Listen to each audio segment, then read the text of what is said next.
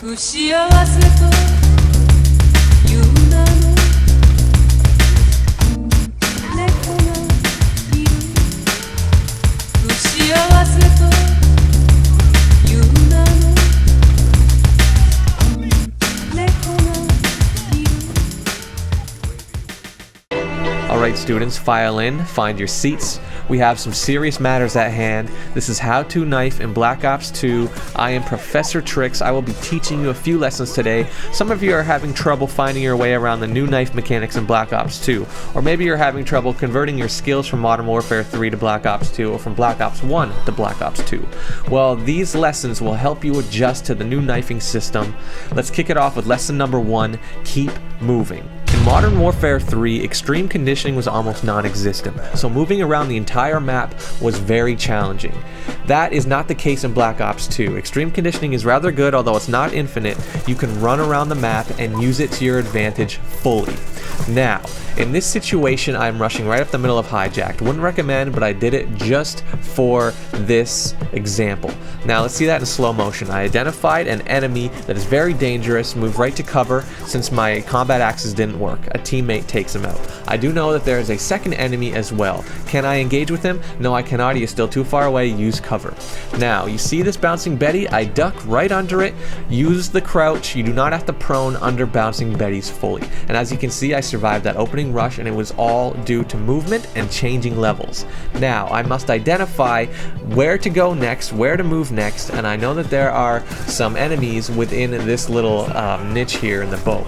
And look at that, I run through 2 shock charges and another bouncing Betty. People who say that tactical mask does not work, you know what, it is not a waste of a perk, as I show you here.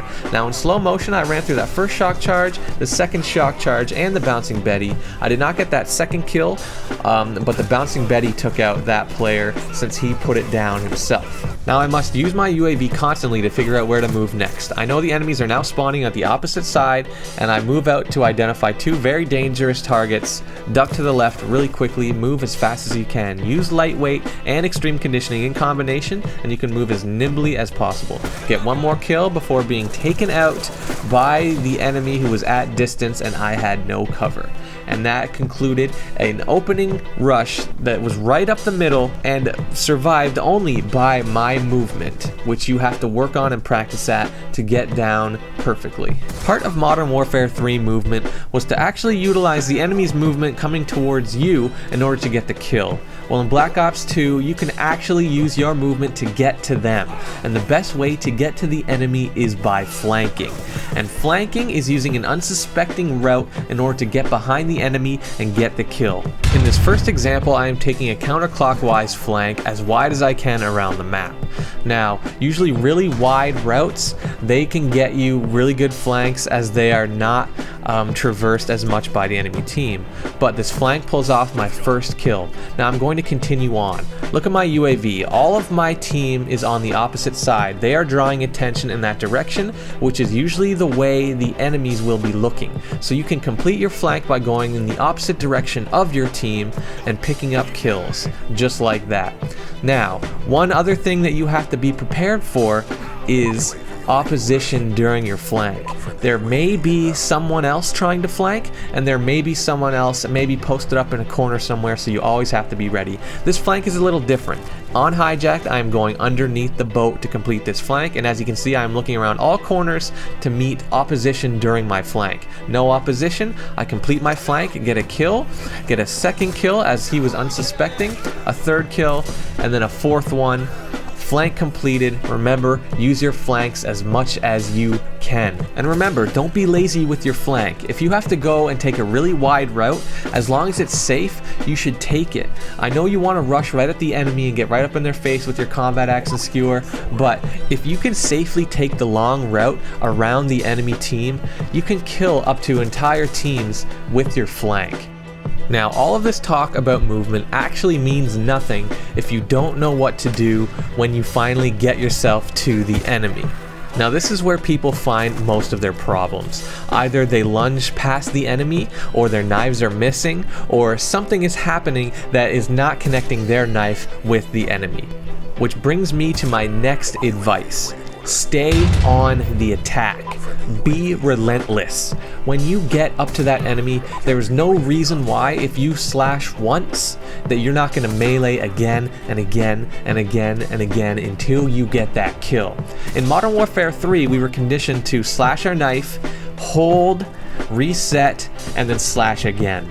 In Black Ops 2, even though your lunge is less and your knife may miss more often, you have more chances to actually kill the enemy because your knife is virtually non-stop. Stay on that attack. If you miss your first knife, there's no reason not to immediately knife again and knife again if you miss. For example, when you use the combat knife, it is very quick. I missed once, slash again. Missed the first one, slash again. No reason to reset or regain composure. With the ballistic knives, it's a little slower, but the same thing. You can slash very quickly, 1, 2, and 3 all in a row, just like that. And even if you have to take 3 slashes, maybe 4 even, maybe 5, keep up that attack. The only reason you should stop slashing in those close quarter situations is if you lose sight of them or if they get away from you, in which case do not stop your attack, shoot your skewers, or throw your tomahawks. Which brings me to my next point: use fast hands. Fast hands will keep your attack up, and if you're not using it yet, you have to put it on as a knifer. Here are some examples of my life being saved, and this happens almost every game.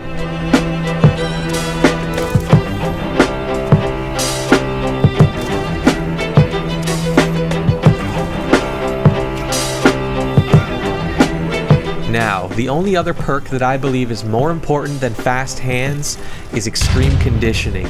Extreme conditioning should be on all of your knifing classes, but beware, it does have different properties depending on what knife you use. When you use the ballistic knife, you run slower and you also have less extreme conditioning. You run for approximately 8 to 9 seconds. Whereas when you have the combat knife, you run for 12 seconds with extreme conditioning. Let me show you. Once I choose my ballistic knife class, I'm going to spawn into the game and immediately switch to my combat knife. This will allow me to run for that 12 seconds that I was talking about instead of the ballistic knife 8 seconds that is also slower. So watch the time here. 12 seconds is about to come up. Now, just so you know the parameters of extreme conditioning, once you exhaust the sprint, you must replenish it by resting for 12 seconds. This will give you the full 12 seconds of sprint again. If you do not want to rest for 12 seconds, for however many seconds you rest after the sprint, let's say it's 6 seconds, that's the amount of sprint you will have. So coming up here, I'm going to end the 12-second sprint again. 1, 2, 3, 4, 5, 6, 7 seconds before sprinting again.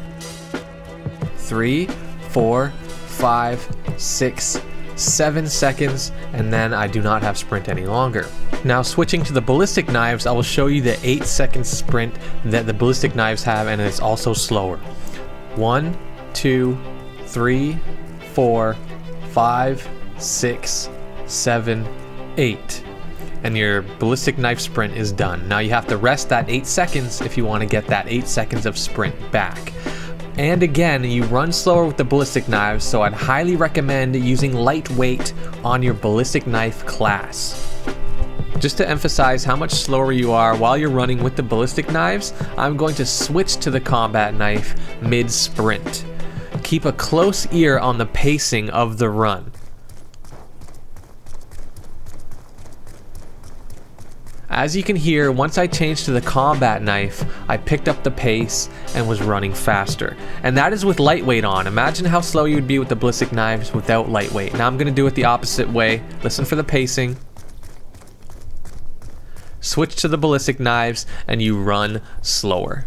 Now, just on a side note, if you choose to knife with the tactical knife, you will not run slower than the combat knife, but you will only get that 8 seconds of sprint.